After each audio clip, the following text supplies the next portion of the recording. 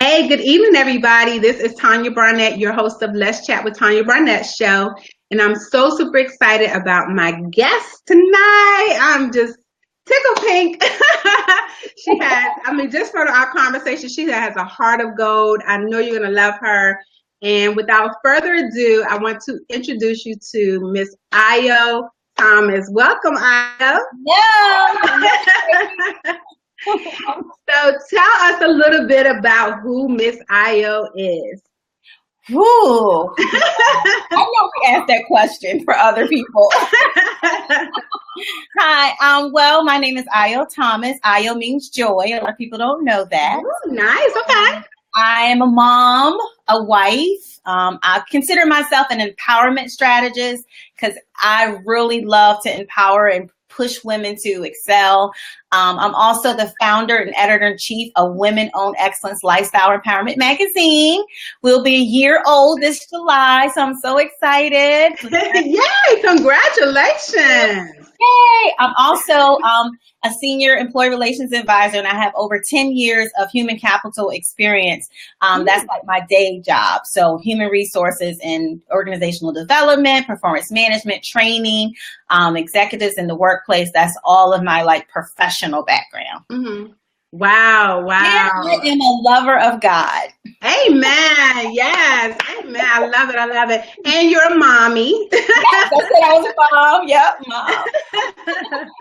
All right. Wow. So you're basically on here because of what you do outside of your 9 to 5. A lot of the moms who I've had on here have a 9 to 5 just like I do. And then you do your real job. That's what I tell my students at school. I say, my real job starts when I leave here. So tell us a little bit about your real job. So my real job is twofold. Like I said, I'm an empowerment strategist where I speak in different platforms, and I also help coach and empower women to become better. And then my life baby, my heartbeat is my magazine. That is my real job, running my publication. Right now we're in test phase. And so in 2018, we're looking to be a full quarter publication. Wow. So you mean actual paper where it's coming in my mailbox? Yeah. So what the test phase is that we just been only printing like a few hundred copies just to see how the market responds to it before we do a full quarter, cycle. So I'm just really excited because that really, to be honest, that magazine has really taken a life of itself. The moment that I decided to step off the ledge and step out on faith, so many it was just waiting for me to say yes, wow. And so many opportunities have come in so many ways where it's becoming more than the magazine. Women-Owned Excellence is now becoming a brand. So I'm just really excited about what we're going to be doing. Awesome. That is fantastic. And that seems to be the resounding theme. It's like you had to take a leap of faith, and then that's when doors open. And so tell us a little bit about that journey. What was it like, when you got the concept, I'm going to do a magazine, and I don't know, yes, no. Tell us what it was like. Believe it or not, I don't have it. I wish I had it in front of me. I normally would keep it at my desk, but in 2000, that's how long this dream has been going on. I was coming back from Bible study. And I went to the store, and I was in the grocery store. I'll never forget it. It was a food line in the town that I live. I come from a small town called Salisbury, Maryland, on the Eastern Shore. That's where I grew up. And I was coming out of going into the grocery store, and I was looking down the aisles, and I was like, wow, there isn't really that many. At that time, I had a vision of doing more of a family lifestyle magazine. Hey, Celeste! So it wasn't there. When I left, God spoke to me and said, why won't you create it? So I'm like, I don't know anything about magazines. I was going to school for early childhood, not publishing or anything like that. So I kept the dream. I typed the letter to myself. I wrote the dream down, and I just kept it for like 4 years. But it's the fear of the unknown, which from not stepping out on faith to actually pursue the dream. Wow. So wouldn't it be like God? In 2006, I meet my husband, who is a publisher in London, England. So he published 5 magazines in the investment banking industry. And so I told myself, I was like, oh my God, I've always had a dream to do a magazine. Right. I know you're the one. No. So that's not why I married him, though. I married him. So then fear, I still was like, I'm not sure, uncertainty. And 10 years later, which is 2015, I just made the decision that I'm not going to continue to allow fear to be a hindrance to me stepping out on faith and doing this. And so he and I partnered together. He's my purpose partner. And we just did it. We were just like, we're going. So I'm glad I was able to push that baby out. Wow. So what you just shared with us, Ayo, is that it went from a vision and then like 10 years until you said, I'm gonna step out. That speaks volumes for people who are like, I'm just gonna put this out and then I'm gonna be on Steve Harvey tomorrow. So can you give us a little dose of reality about that process? Oh, love it. Because let me tell you something. My life has all been, that's all my whole makeup is process. Mm-hmm. First of all, I want to say to all of our listeners tonight, there is no overnight success. I don't care how many books people write, learn how to do this in 30 days, learn how to do this in 60 days.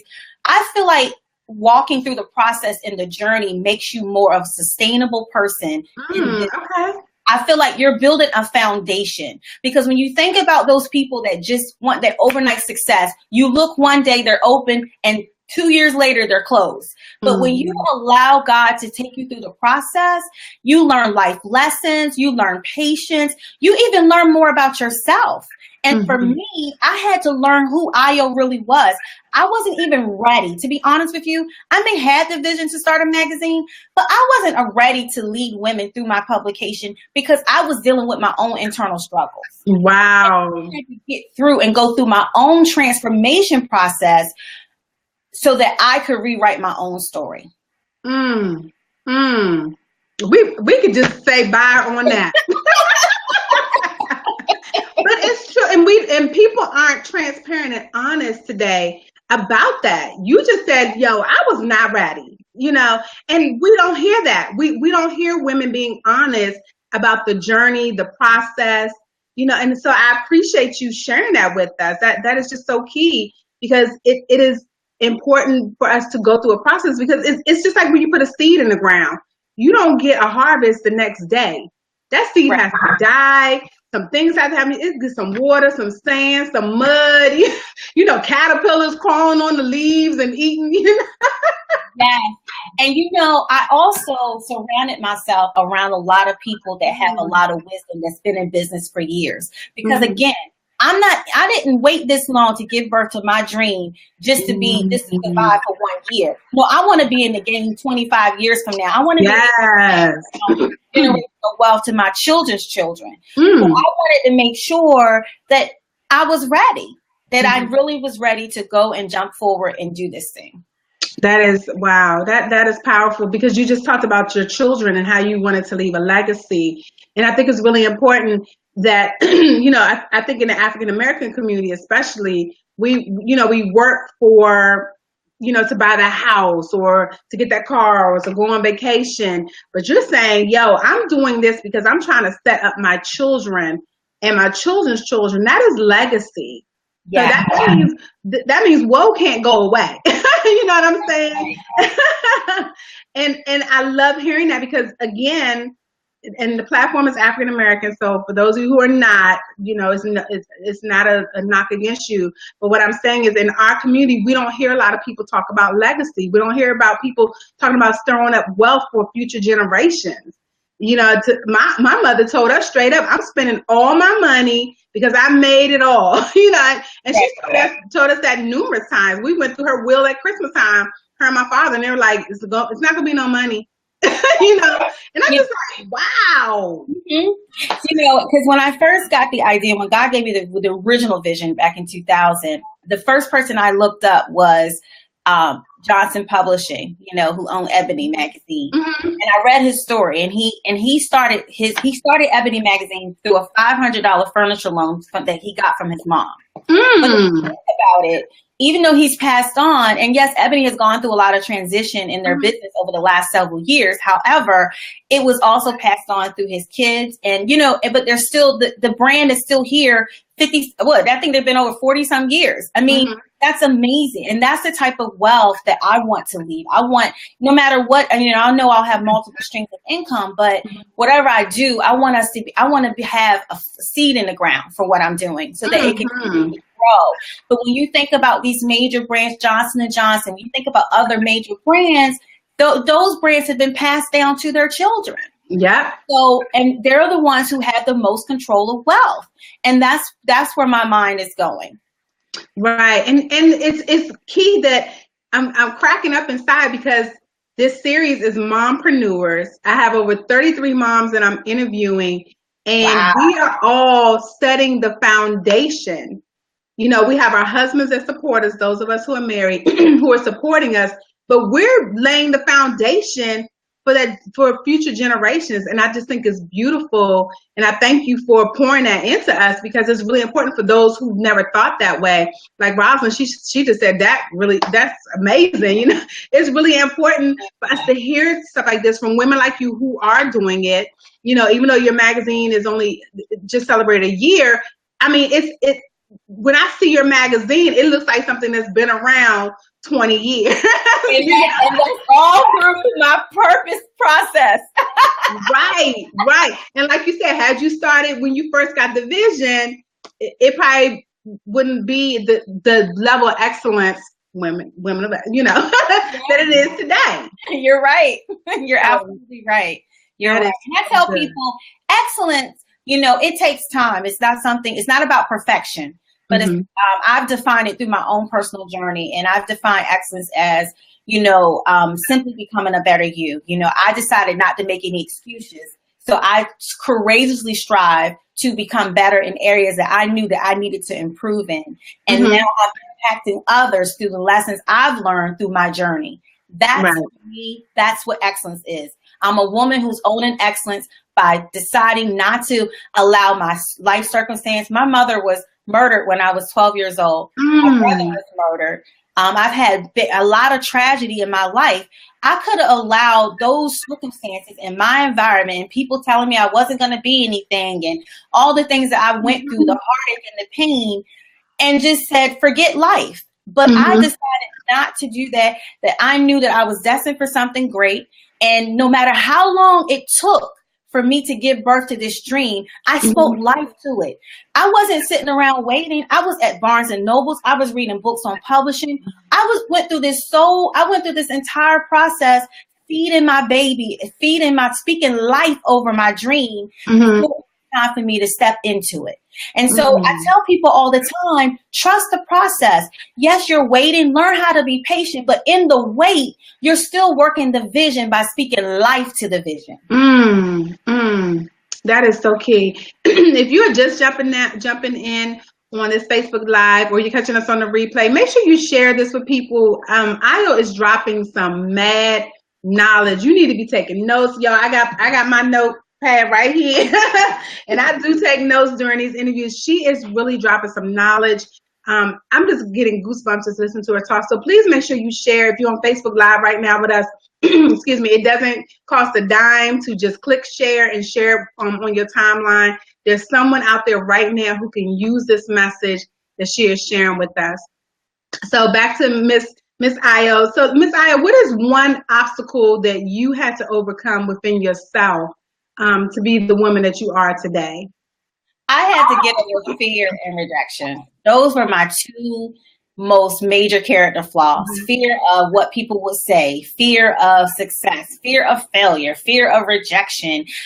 Fear had me so bound that other people could see my potential, but I was so lost internally I was just bound by a lot of fear, and then also rejection, feeling like I wasn't good enough or I didn't have enough. And so in 2012, I lost my job. I was a director of human resources working for the government, and I lost my job. And when I lost my job, that was a time that I kind of had my own personal epiphany, my own come to Jesus moment with myself. That, you know what?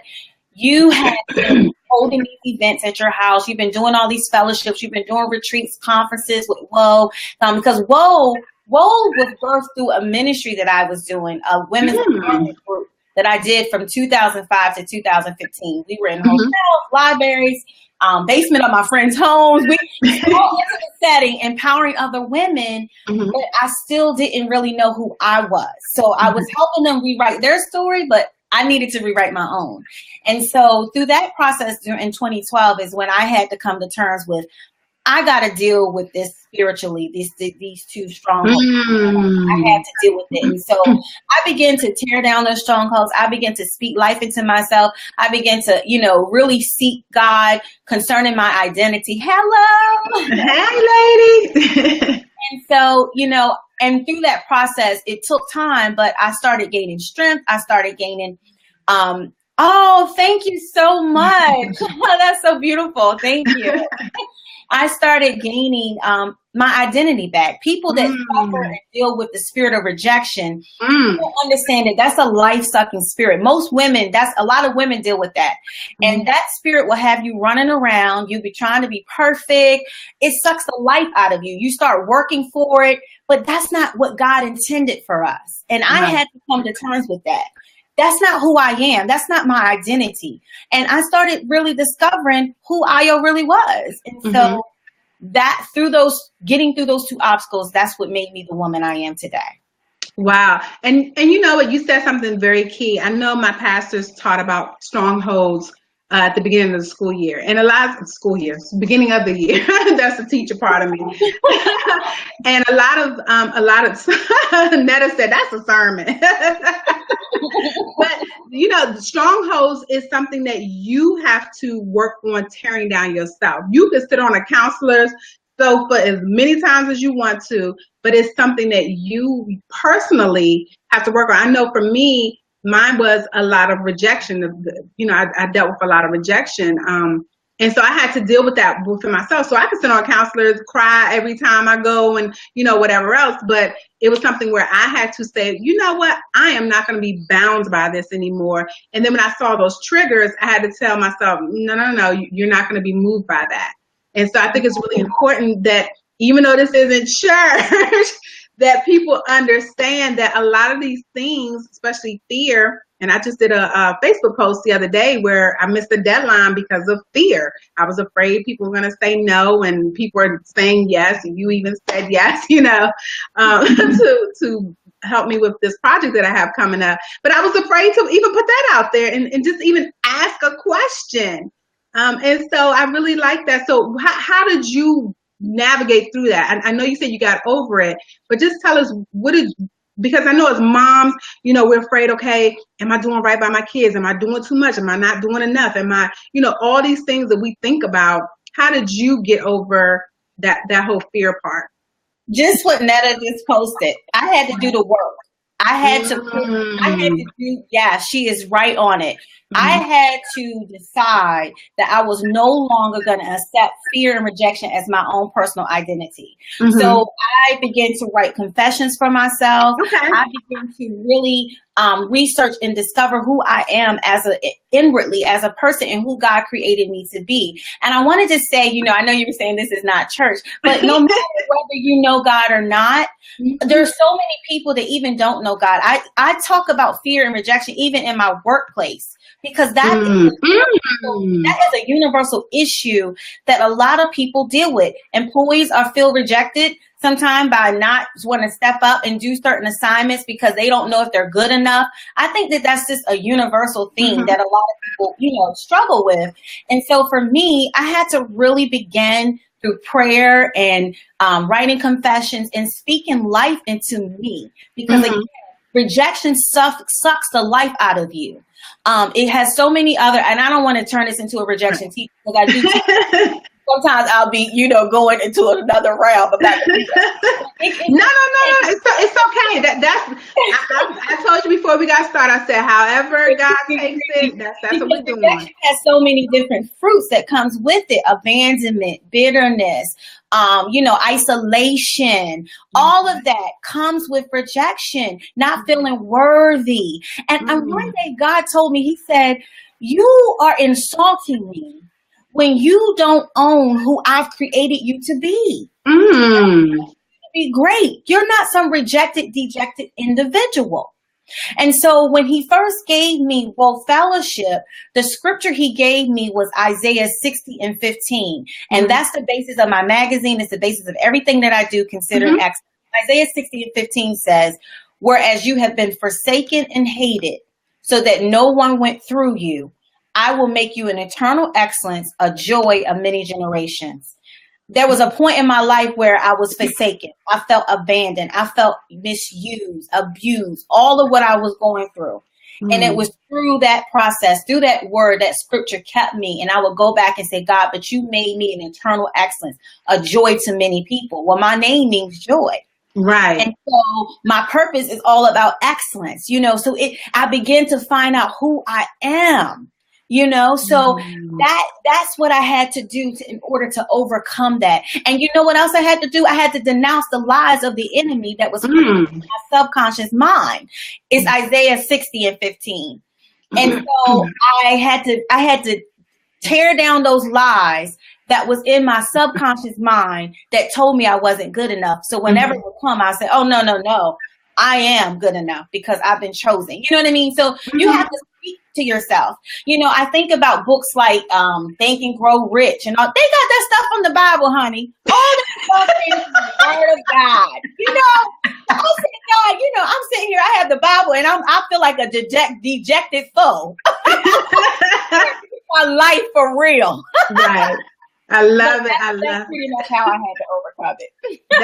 That is so good. You are, look, you people doing praise breaks in the kitchen watching you. I love it. Right. Oh, that's see, we have a church. We have a church.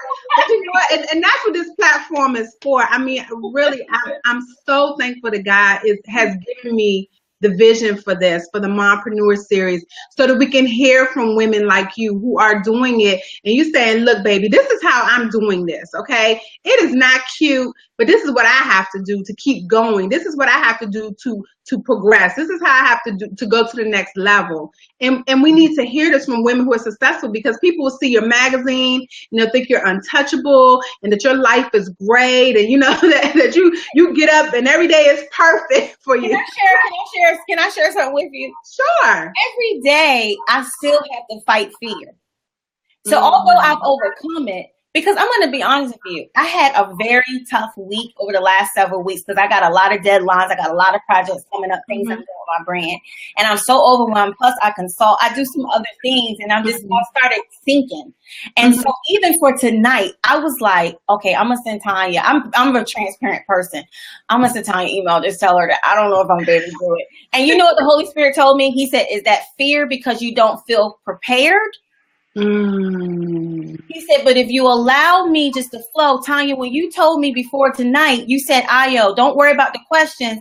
And I just felt that was like a release, because I was like, "No, God, I can't. I got to do this. I got to, So every day I'm not saying that I don't have any fears anymore, but I now have strategies on how to overcome those fears. And it's right. Wisdom. Wow. You are teaching up in here. Okay, so we're going to shift a little bit to mommyhood. So, right. Yeah, so tell us about your children or child, and how your child is impacting your mompreneur journey. Oh, wow. People that on here know me personally. I have one beautiful daughter. Her name is Manye. She's 22, and I have a glam baby, Riley. Yeah, so she even really boosted my why when she came into the world last year. Such a joy. I can tell you, Tanya, just, being a single mom in the beginning of my journey for 11 years before I got married, my daughter, everybody knew me. I mean, all my colleagues, everywhere I went, my daughter was with me. You know, she's the core of why I'm doing what I'm doing. And our relationship. And I just want to show her that even now, even when she had a baby, you know, she's not married and different things like that. And of course, I had the beautiful dream for her life. You know, as moms, we try to write our kid's story. And God's yes, ma'am. They belong to me, you know. Through having a child, that she still can be successful, and it's never too late. Yes. Your dreams. And so I try to invite her into my space and be a part of the dream with me and my husband in the magazine. You know, I tell her, think about what you want to do. You know, if there's something that we need and you think you can, you know, create it, I want you to feel that this is your dream as well. Wow. I love what you said about your daughter, because my daughter, who's 25, she actually went to jail. And so, you know, I almost had a nervous breakdown behind that. But while she was in there, my husband said to me, he said, babe, this is her journey. You know, and I'm like, okay, we got to get her out. We got to this, you know, and I'm going crazy, you know, and now that she's 25 and that's behind her, she was able to go into the military. She's in the Coast Guard now. She's living her, you know, doing her own thing. Wow. She's like, Mom, she's like, I know having gone to jail changed my life. Wow. So that's what God had to do for her. You know, so as parents, we really have to understand that all we can do is love on them and give them, you know, what we have, but the journey is theirs. The journey is truly there. So, you know, I commend you for loving on your glam baby and, you know, your daughter. Because I was pregnant with my daughter when I was 19, and it was just different. My parents just thought my life was over. No man is going to marry me, because that was their worldview. You know, that, you know, that was 90 and 92. So they were just like, you're never going to get married. Nobody's going to want you. And I have a wonderful, supportive husband who married me. He met me when my daughter was 7. So, you know, and that's dad to her. So, you know, I just think it's beautiful to just support you. And you're saying, hey, I got a space for you. When you're ready, here's a space for you. And that is great, because a lot of parents need to know our kids aren't perfect. You know, we could be God-fearing, going to church, serving, speaking in tongues, laying hands on people, whatever. But our children still make their own choices, and it's not a reflection of us as mothers. And that's personal. When she went to jail, I was like, oh my God, I'm serving the church and my baby's in jail. And what are people going to think? And I felt the same way when my daughter got pregnant, because I felt like I taught you everything. I told you about all the bad stuff I did. I tried to scare her, you know, and not wanting to do anything. And she got pregnant and I cried. And I'm going to be honest with you, you know, I went to God and I was angry. And I said, why? You know, I felt like I was a good mom. And God told me, it ain't about you. Yeah. Excuse me. We make everything about us. It was not about me. Like you said, your husband told you about your daughter. It's their journy. And I'm grateful because her story is now starting to pan out. She's working on getting a certification, and she's doing something to better herself. And I'm so excited about that. And I'm going to keep her lifted up, definitely. From one mom to another mom. Thank you. You know, we gotta, you know, this is village work, you know, keeping our children lifted up, you know, because if you go through, my family goes through, you know. Right. So let me ask you this. How do you make time for you? With everything you said, you have deadlines, you were going to cancel on me. Oh God, please don't nasty about that. I was being real. I wanted to give you a real life example of fear. You know how sometimes I have been there. I've sent emails, and you know, I've sent emails like, you know, something came up, my kids, you know, lying out of fear. But how do you find time for yourself with pressing deadlines and things of that nature? Well, I can tell you, I can be honest with you. I can do a better job than what I've been doing. Okay. You know, but I made a commitment to do one self-care activity for myself in the beginning of the year. And whether it's just, you know, like I'm going to give an example. Last Sunday, my husband and I were invited to a wedding. I was feeling kind of tired because we went to New York the day before to do the photo shoot for our next upcoming edition. So I was tired. So my husband went, and my daughter and my granddaughter, and I really used that day, Tanya, just to relax. So I try my best to be intentional with doing one self-care activity for myself a month. I'm not going to say that I've hit every month, but I have been getting better at doing it because, as women, we like to be superheroes. Mm-hmm. We want to put on the cake. We want to be everything to everybody. And we end up, losing ourselves in the process. And so I just decided I have to be intentional with self-care. Wow. And you know what? I'm just going to be honest. I think in that situation, I probably would have dragged my butt there, not had a good time. Then my husband would have been like, what's wrong with you? So that was so wise of you to say, I just can't do it. I just can't do it. That was so wise. Actually, you know what? You just said something. Saying I have learned to say no, and learn to say yes to Ayo. Wow. That's exactly I actually learned that in this book really quick. This is a sidebar. This book is by Lisa Turkhurst of Proverbs 31 Women's Ministry. It's called The Best Yes. Oh, let me write that down. It's called The Best Yes. And they actually have a devotional, and it talks about saying yes to everybody. And every time you say yes to everybody else, you're saying no to yourself. Wow. So this is Proverbs 31 Women's Ministry. That they put that book out.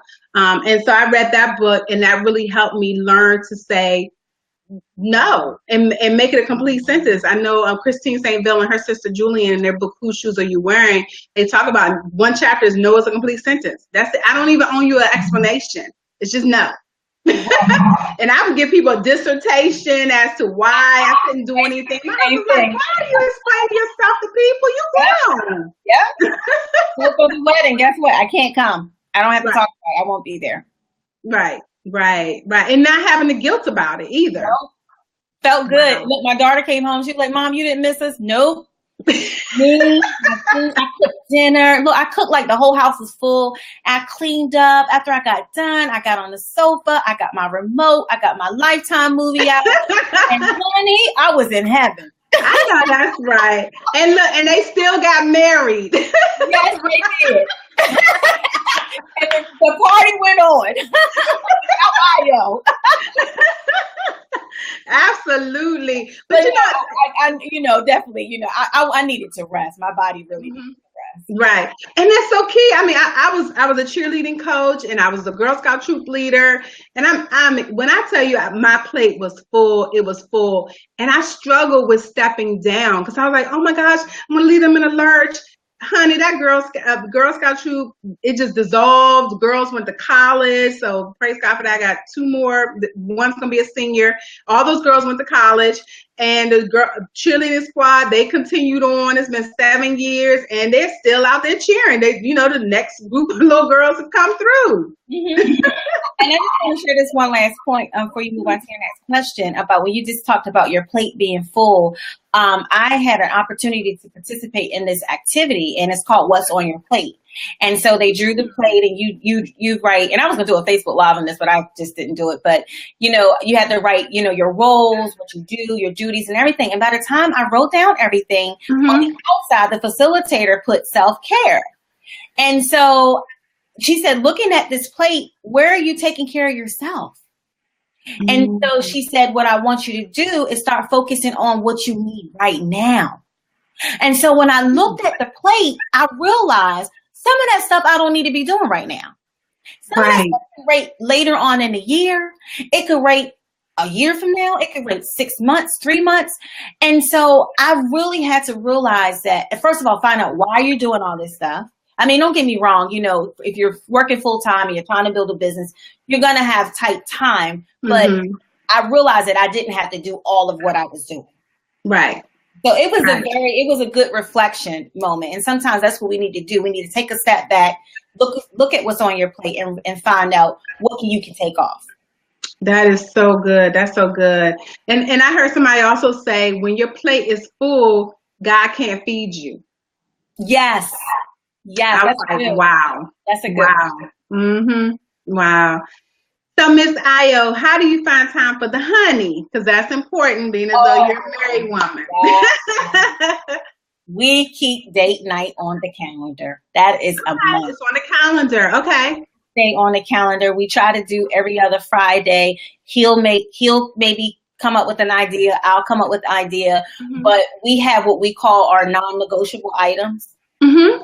That is a non-negotiable to, unless it's something that we both agree that we, okay, we can skip it this time because there's something more important, you know what I mean, that we can do. But for the most part, we make date night non-negotiable. Now, does that mean that we have to go out somewhere physically? No, we have date night right in the house. Good meal. We'll get maybe a movie on Netflix, or we'll get a DVD, and we'll just, chill out at home. But we make date night non-negotiable. Okay, ladies, do you hear that?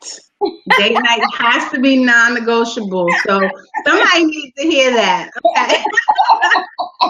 It's so funny. I posted on Facebook Saturday that my husband, I forget where he was, but he called me. He was at the gym, and he called me and was like, "Hey, girl, you want to go out on a date?" And so we went to lunch in the middle of the day. Then my kids are like, "Why are y'all going out?" And I said, because Daddy called and wanted to take me out, for lunch. And so that's what we did in the middle of the day. And so it was great. I mean, we even talked about that today. Like, we went out in the middle. But, we think a date night, like it has to be Friday night or Saturday night. We were sitting in a Mexican restaurant in the middle of the day on a Saturday, just enjoying being together. Yes. And, also, like, that's a good idea. Or if we don't make it, like, we do something on a Friday night, we'll do brunch together on Saturday. But we try our best to incorporate, that quality, us time. That is so key. That is so key. So what do you have coming up that we can get into? June 3rd, ladies, June 3rd. If you're in the DMV area, you need to be at the Lord and Taylor on Chevy Chase, because we have an amazing event called Cover Talk, where we're going to be sharing our cover story with our cover model, Claire Somners. She is the founder of Fashion Bomb Daily. Those of you that follow her, she's at over 1.1 million followers. She is a fashion influencer. Also, she's a graduate from Harvard University. A lot of people don't know that about Claire. Wow. Absolutely. And she just wrote her book called The Bomb Life, where she's talking about her journey. And so we're going to have so much fun that day. We're looking to have guests and influencers from all over the city to come out to this event. Music, DJ, food, red carpet hour, fashion show. It's going to be a day of fun. So you guys have to go to www.womagazine.eventbrite.com and grab your tickets. So those tickets are selling, and we want to make sure that you get a spot. All right, ladies, make sure you get down with that. That could be part of your self-care. Yes, bring your girlfriends. You don't have anything to do. Tickets are only $35. I mean, you can't, all of what we're giving you, we just want to be a blessing to you. So come on out and enjoy the fun, because we're going to have a great time. We have a good empowerment chat with Claire, and we're just really, really excited. We have so many people that are just coming, to support and sponsor this event. So we're really excited about it.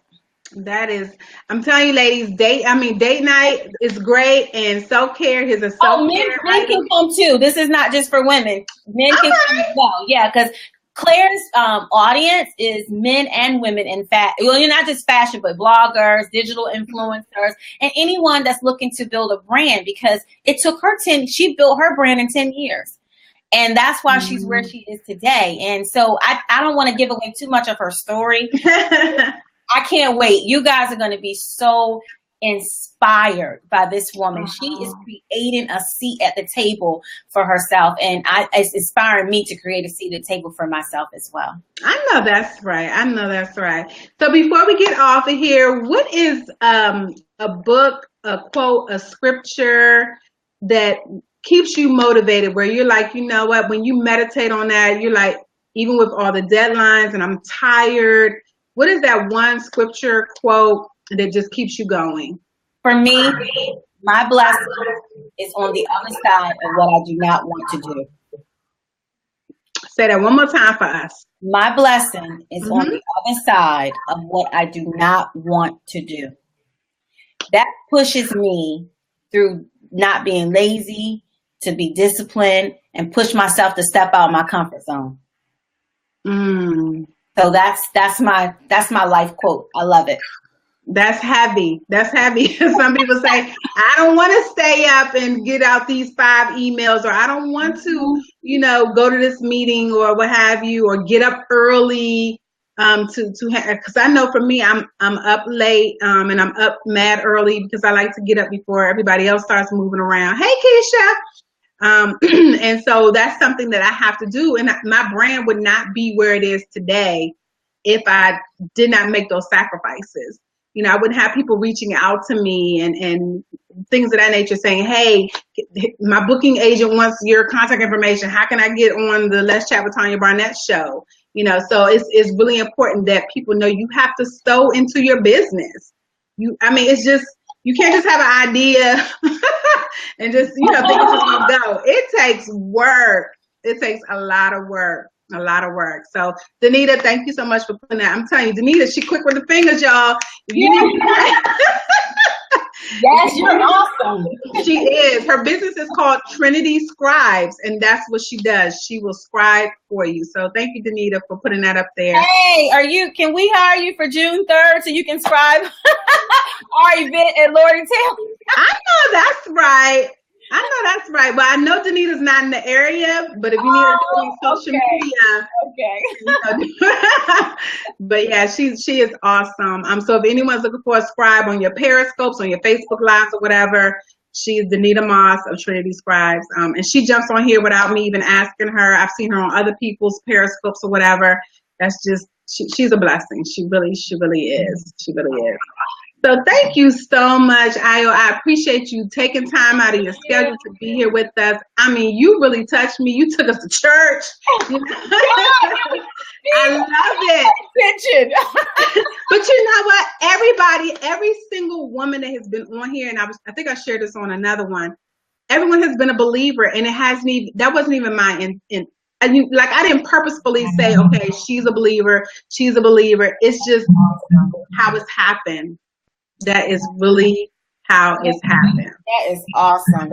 Well, Tanya, I can tell you, you're a blessing to many women by creating this platform. And, I know God is going to bless your business and continue to enlarge our territory. And I can't wait to feature you for Whoa Women Wednesday. Enlarge my territory, Lord. Yes. And it's so funny. I started reading the prayer of Jabez at the beginning of this year, and I was like, God, I don't know what that looks like, but enlarge it. And he is. Say that, Thank you so much for your heart. Celeste, too, she's another person that I love so much. She's such an encourager. And so people like that, I'm a seed sower too. And I just believe in sowing and just letting God do the rest, So, so it don't matter. I tell people I don't focus on what other people are doing. I just be obedient, go, So right. I know God is going to sow those seeds back into you 100-fold. Oh, thank you. So if you enjoyed Miss Ayo, what is your website? Do you have another website other than? Yeah, other than WOMagazine.com, you can go to my website, to ayothomas.com, and just stay up to date on what I'm doing in my life. And, hopefully we can connect. And I'll be doing some things just through Ayo Thomas as well, not just Woe Magazine. So guys, follow me if you're on Instagram. I'm Ayo Empowers You, YOU. And also on social media, I'm just Ayo Thomas. Awesome. Well, thank you so much for being here. I really appreciate it. If you loved what you heard from Ayo, again, make sure you follow her, ayothomas.com. She's Ayo Thomas on social media. Make sure you follow. Hey, Ebony. Make sure you follow her. We got some good nuggets tonight. If you were just jumping on, please, when this broadcast is over, go back, listen to it. I'm telling you, you will be inspired. If you are a sock knitter, you're going to be making some socks tonight. I'm telling you, you're going to be up all night knitting some socks because you just really blessed me. I really appreciate you being here. And then Ayo, I would love to have you back when I go to praisebaltimore.com. Yes, Let's Chat with Tanya Barnett show on the FM dial, right where Erica Campbell and all of them are. God opened that door up. So I'm really excited. That'll start July 9th. I'll be on Praise 106.1 in Baltimore. I would love to come. Please keep me posted. Okay, awesome, awesome. Well, thank you again. Make sure you You're share this welcome. out.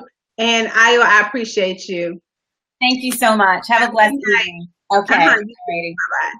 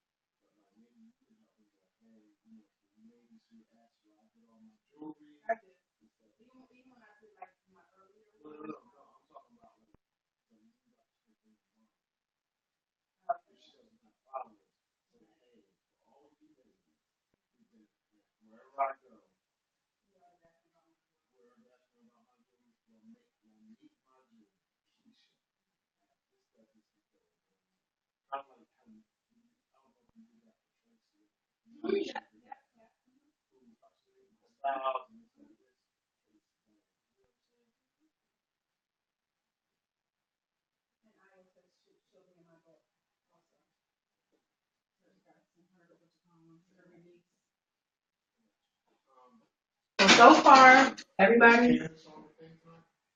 I did not see her. That was her client.